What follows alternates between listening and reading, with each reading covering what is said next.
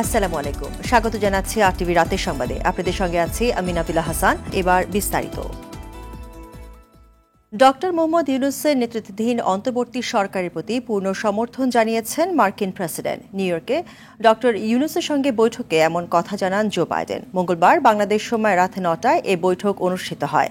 এর আগে কানাডার প্রধানমন্ত্রী জাস্টিন ট্রুডোর সঙ্গে বৈঠক করেন তিনি। এ সফরে জাতিসংঘের মহাসচিব সহ বিভিন্ন দেশের রাষ্ট্রপ্রধানদের সঙ্গে বৈঠক করবেন ডক্টর ইউনূস। সামদানি প্রত্যয়ের রিপোর্টে বিস্তারিত। ইতিহাস তৈরি করে প্রথমবারের মতো জাতিসংঘের অধিবেশন চলাকালে বাংলাদেশের কোনো সরকার প্রধানের সঙ্গে বৈঠক করলেন মার্কিন যুক্তরাষ্ট্রের প্রেসিডেন্ট।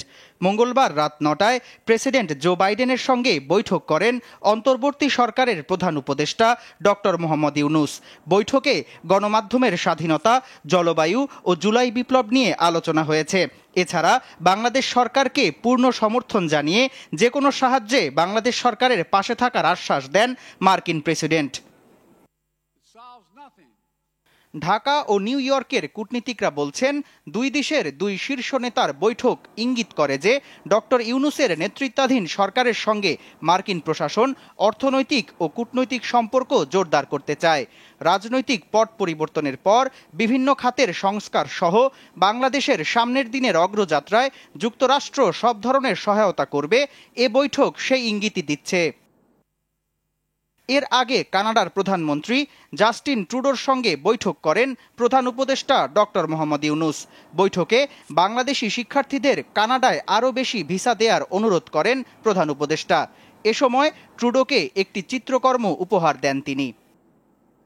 এ সফরে জাতিসংঘ মহাসচিব আন্তোনি গুতেরেস, ইতালির প্রধানমন্ত্রী জর্জিয়া মেলোনি, কুয়েতের crown prince Sheikh Sabah Khaled Al Hamad Al Sabah, চীনের পররাষ্ট্রমন্ত্রী ওয়াং ই, জাতিসংঘের মানবাধিকার কমিশনের ভলকার টুর্ক সহ আরও কয়েকজন বিশ্ব নেতার সঙ্গে বৈঠক করবেন ডক্টর মোহাম্মদ ইউনূস। এদিকে জাতিসংঘের সাধারণ পরিষদের অধিবেশনের ফাঁকে বৈঠক করেছেন বাংলাদেশের পররাষ্ট্র উপদেষ্টা তৌহিদ হোসেন ও ভারতের পররাষ্ট্রমন্ত্রী এস জয়শঙ্কর। স্থানীয় সময় সোমবার এ বৈঠকে দুদেশের দ্বিপাক্ষিক স্বার্থ সংশ্লিষ্ট বিষয় এগিয়ে নিতে একমত হয়েছেন তারা। এছাড়া এদিন কমনওয়েলথ মন্ত্রীদের বৈঠকে রোহিঙ্গা ইস্যু নিয়েও আলোচনা করেন পররাষ্ট্র উপদেষ্টা। সামদানি প্রত্যয়, RTV। শান্তিতে নোবেল জয়ী ডক্টর মোহাম্মদ ইউনূসের অন্তর্বর্তী সরকারকে রাষ্ট্র সংস্কারে পূর্ণ সমর্থন দেবে সেনাবাহিনী। এ কথা জানিয়ে 18 মাসের মধ্যে নির্বাচন হতে পারে বলেও জানান সেনাপ্রধান জেনারেল ওয়াকারুজ্জামান। রাজনীতিতে সেনাবাহিনী হস্তক্ষেপ করবে না বলে উল্লেখ করেন তিনি। বার্তা সংস্থা রয়টার্সকে দেয়া সাক্ষাৎকারে এসব কথা বলেন তিনি। আশিকুল আলম জানাচ্ছেন বিস্তারিত। গেল জুলাই আগস্টে ছাত্র জনতার গণ অভ্যুত্থান, শেখ হাসিনা সরকারের পদত্যাগের এক দফা দাবিতে উত্তাল সারা দেশ।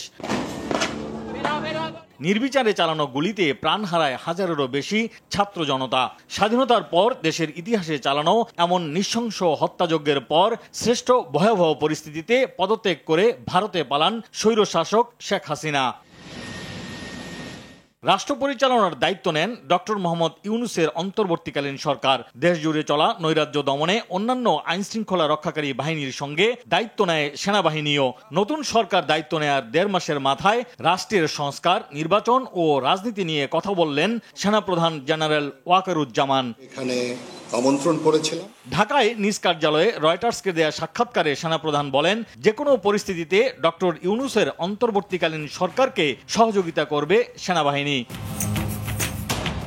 গণতান্ত্রিক প্রক্রিয়ায় প্রবেশ করতে 18 মাসের মধ্যে দেশে যাতে নির্বাচন হতে পারে সে বিষয়ে সরকারকে সব ধরনের সহযোগিতার কথা বলেন সেনাপ্রধান। তবে ধৈর্যের প্রয়োজনীয়তার উপরও জোর দেন তিনি।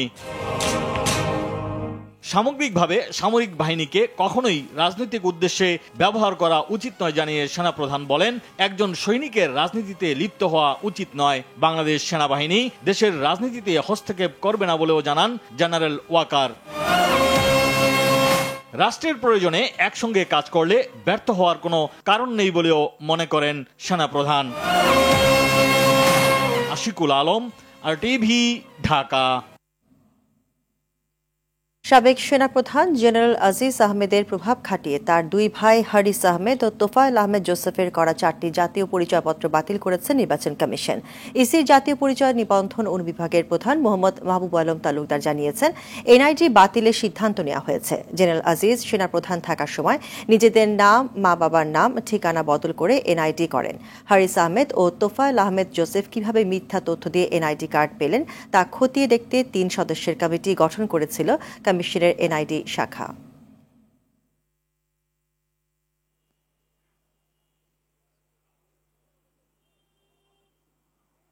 জেনারেল আজিজ তখন সেনাপ্রধান ছিল, ওই সময় ওনার একটা জোর তদবির ছিল যে এটা যেন করা হয়। তদন্ত প্রতিবেদনে ওই সুপারিশ হলো যে তারা বিধি মোতাবেক করেনি এবং এটা বাতিল যোগ্য। 2 জন হলেও 4টা এনআইডি কার্ড করেছে। আমরা পুরো 4টা এনআইডি কার্ডই আমরা পরিপূর্ণ বাতিল করে দিয়েছি। ভবিষ্যতে এই 4টা কার্ড তারা আর ইউজ করতে পারবে না। পোশাক শ্রমিকদের 18 দফা দাবি মালিকপক্ষ মেনে নিয়েছে বলে জানিয়েছেন শ্রম ও কর্মসংস্থান মন্ত্রণালয়ের সচিব AHM শফিকুজ্জামান। বিকেলে সচিবালয় বৈঠক শেষে এ কথা জানান তিনি। বলেন, বিগত সরকারের আমলে শ্রমিকদের দাবিকে দমিয়ে রাখা হয়েছে। ধীরে ধীরে সব ন্যায্য দাবি পূরণ করা হবে।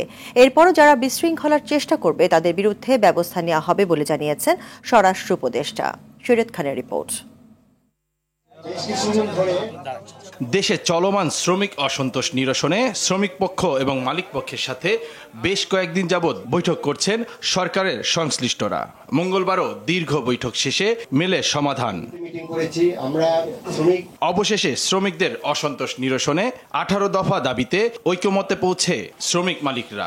সকল কারখানায় সরকার ঘোষিত নিম্নতম মজুরি বাস্তবায়ন, শ্রম আইন 2006 পুনরায় সংশোধন এবং মাতৃত্বকালীন ছুটি 120 দিন করা সহ গুরুত্বপূর্ণ সব বিষয় সুরাহা হয় আজকের বৈঠকে। সকল পোশাক শিল্প কারখানার শ্রমিকের বিদ্যমান হাজিরা বোনাস হিসেবে অতিরিক্ত 225 টাকা এবং রাতে 8 ঘটিকার পর বিদ্যমান টিফিন বিলের সাথে অতিরিক্ত 10 টাকা এবং বিদ্যমান নাইট বিলের সাথে 10 টাকা বৃদ্ধি করে যেটা ন্যূনতম 100 টাকা হতে হবে, সেইভাবে আমরা এই পক্ষ মিলে একটা সমাধানে তারা এসেছে। অক্টোবর 2024 মাসের মধ্যে সকল কারখানায় সরকার ঘোষিত নিম্নতম মজুরি বাস্তবায়ন করতে হবে। তৈরি পোশাক শিল্পে অসন্তোষ বাদ দিয়ে শ্রমিকদের কাজে ফেরার আহ্বান জানিয়েছেন শ্রমিক ও ব্যবসায়ী নেতারা। তোমাদের ডিমান্ডগুলি ফুলফিল করার জন্য যে ঘোষণাটা হলো, আমার বিশ্বাস তোমরা এটা মেনে নিয়ে তোমরা যার যার কর্মে তোমরা ফিরে যাবে। সবার প্রতি আহ্বান থাকবে, স্পেশালি আমাদের শ্রমিক ভাই বোনদের প্রতি, সবার প্রতি যে কোনো আলোচনা যে কোনো ফ্যাক্টরিতে বসেই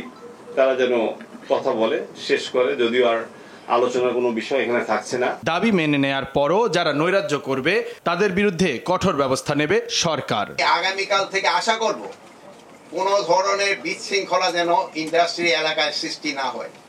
যদি আগামীকাল থেকে কোন রকমের ইন্ডাস্ট্রি এলাকায় সৃষ্টি হয়, এই জন্য কিন্তু আপনারা যারা সিগনেচার করেছেন আপনারাই কিন্তু দায়ী হবেন। আপনারা এখানে যেভাবে কমিটমেন্ট করে গেছেন এই কমিটমেন্টটা আপনারা রাখবেন এবং আপনারা রাখলে আগামীকাল থেকে এই শিল্পটা চালু হবে এবং কোনো ধরনের বিশৃঙ্খলার সৃষ্টি হবে না। কিন্তু এরপরও যদি কোনো রকমের বিশৃঙ্খলার সৃষ্টি হয় সেই জন্য কিন্তু আমাদের অন্যান্য ব্যবস্থা নিতে হবে। যেই বিষয়গুলো আরো আলোচনার ভিতরে সমাধানযোগ্য, আপনারা জানেন ত্রিপক্ষীয় বৈঠকের মাধ্যমে অনেকগুলো সিদ্ধান্ত আমাদের নিতে হয়, সেগুলোর ব্যাপারে আলোচনা আরো চলমান থাকবে।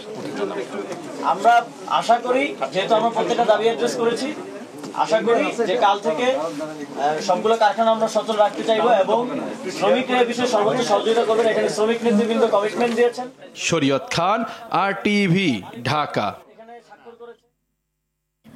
ব্যাংকিং খাত সংস্কার, অর্থ পাচার রোধ এবং ট্যাক্স রিটার্ন জমাদান আধুনিকায়নে IMF এর কারিগরি সহায়তা চেয়েছে সরকার। সকালে সচিবালয়ে IMF এর আবাসিক প্রতিনিধি দলের সঙ্গে বৈঠক শেষে এ তথ্য জানান অর্থ উপদেষ্টা। এদিকে বাংলাদেশ ব্যাংকের গভর্নরের সঙ্গে বৈঠক করেছে IMF প্রতিনিধি দল। ব্যাংকের মুখপাত্র জানান, বাংলাদেশ ব্যাংকের কার্যক্রম সঠিক পথে রয়েছে বলে সন্তুষ্ট IMF। এদিকে পাচার হওয়া অর্থ ফেরাতে বিশ্ব ব্যাংক সহযোগিতা করবে বলে জানিয়েছেন দুদক মহাপরিচালক।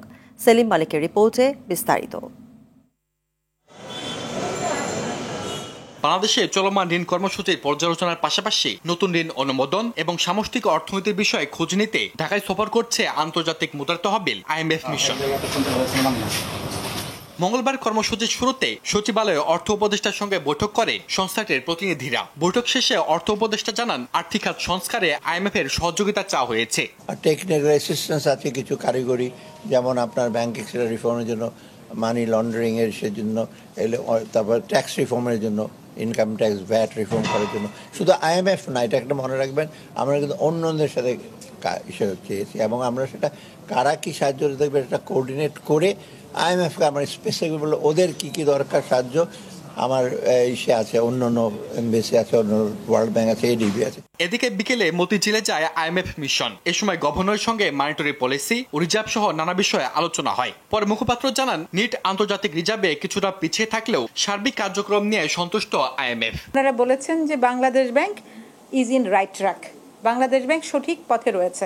শুধুমাত্র ইন্টারন্যাশনাল রিজার্ভ এটা সম্পর্কে ওনাদের যে টার্গেট দেওয়া ছিল যে 2026 সাল পর্যন্ত গিয়ে আমরা 3.5 মান্থস আমদানি ব্যয় মেটানোর মতো পর্যাপ্ত পরিমাণের ইন্টারন্যাশনাল রিজার্ভ আমাদের হাতে রাখতে পারবো। ওনাদের ইভালুয়েশনে দেখা যাচ্ছে এটা 3.1 পর্যন্ত যাচ্ছে। বিকেলে দুদক কর্মকর্তাদের সঙ্গে বৈঠক করেন বিশ্বব্যাংকের দুজন প্রতিনিধি। আলোচনা ফলপ্রসূ হয়েছে জানিয়ে সংস্থাটির মহাপরিচালক জানান পাচার টাকা ফেরত আনার সম্ভাবনা রয়েছে। যেসব দেশে আমাদের অর্থ পাচার হয়ে থাকে সেসব দেশ থেকে দালিলিক প্রমাণাদি সংগ্রহের ক্ষেত্রে কিভাবে তারা আমাদেরকে সহযোগিতা করতে পারেন সে বিষয়ে আমরা আলোচনা করেছি। সেলিম মালিক, RTV, ঢাকা।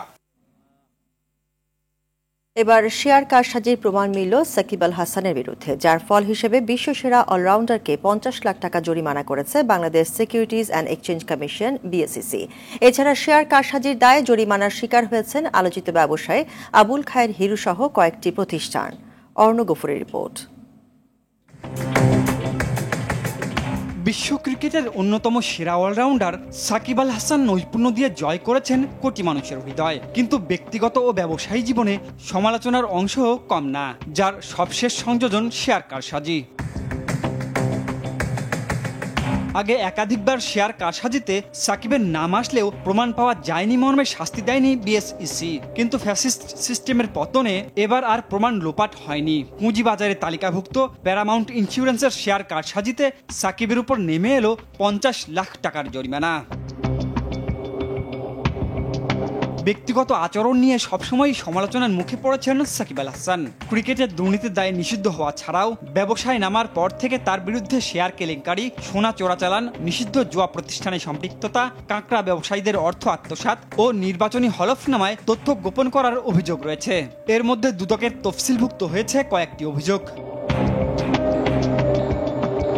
সাকিবের দুর্নীতির অন্যতম সঙ্গী বিবেচনা করা হয় একাধিকবার জরিমানার কবলে পড়া আবুল খায়ের হিরুকে। প্যারামাউন্ট ইন্স্যুরেন্সের শেয়ার কারসাজিতে তাকে এবার জরিমানা গুনতে হবে 25 লাখ টাকা, আর হিরুর বাবা আবুল কালাম মাতবরের জরিমানার পরিমাণ 10 লাখ টাকা।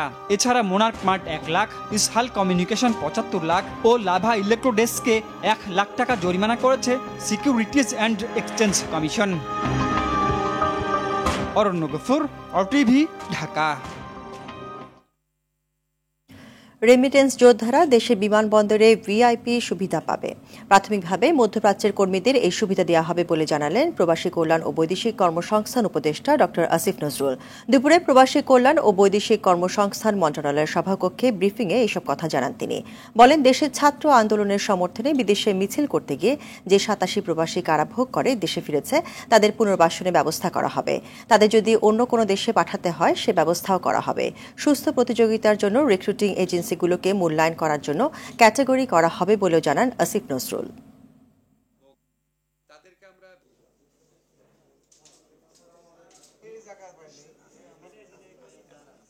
আমরা অসৎ ব্যবসায়ী হোক, রাজনীতিবিদ হোক, তাদেরকে আমরা VIP মর্যাদা দিই, কিন্তু আমাদের রেমিটেন্স আনা যারা তাদের সাথে আমরা অত্যন্ত অত্যন্ত খারাপ ব্যবহার করি, অপমানজনক ব্যবহার করি।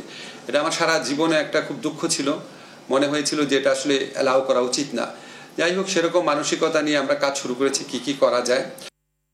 ছাত্র জনতার বিপ্লব পরবর্তী পরিবর্তন, দক্ষিণ কোরিয়ার সঙ্গে বাংলাদেশের অর্থনৈতিক সহযোগিতা বজায় রাখা সহ বেশ কিছু বিষয় নিয়ে দেশটির রাষ্ট্রদূতের সঙ্গে আলোচনা হয়েছে বলে জানিয়েছেন বিএনপি স্থায়ী কমিটির সদস্য ডক্টর আব্দুল মঈন খান। বিকেলে গুলশানে দলীয় চেয়ারপারসনের রাজনৈতিক কার্যালয়ে বিএনপি মহাসচিব মির্জা ফখরুল ইসলাম আলমগীরের সঙ্গে সৌজন্য সাক্ষাৎ করেন দক্ষিণ কোরিয়ার রাষ্ট্রদূত পার্ক ইয়ং সিক।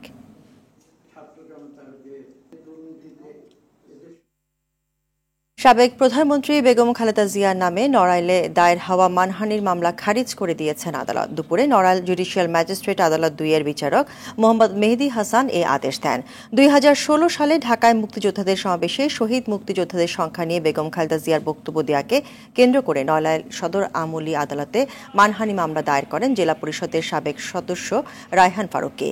এই মামলায় নিম্ন আদালত বেগম খালেদা জিয়াকে জামিন নামঞ্জুর করলে উচ্চ আদালত থেকে জামিন নেন। পরবর্তীতে বাদী আদালতে হাজির না দেওয়ায় বিচারক মামলাটি খারিজ করে দেন।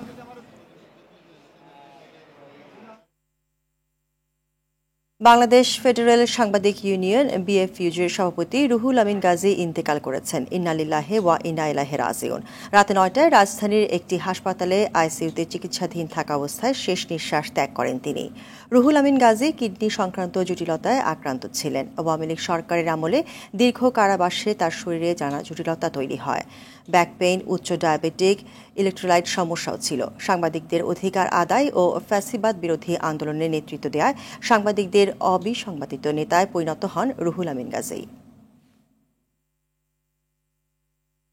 গাজা যুদ্ধ শুরুর পর আন্তঃসীমান্ত সহিংসতার সবচেয়ে ভয়াবহ দিনের সাক্ষী হল বিশ্ববাসী। এদিন লেবাননে ইসরায়েলের নজিরবিহীন বিমান হামলায় নিহত হয়েছে প্রায় 558 জন। এর মধ্যে 50 জন শিশু, 39 জন নারী এবং 2 জন প্যারামেডিক সদস্য রয়েছেন। আহত হয়েছেন আরও 1,500-এর বেশি মানুষ। লেবাননে ইসরায়েলি হামলার তীব্র নিন্দা জানিয়েছে আরব দেশগুলো।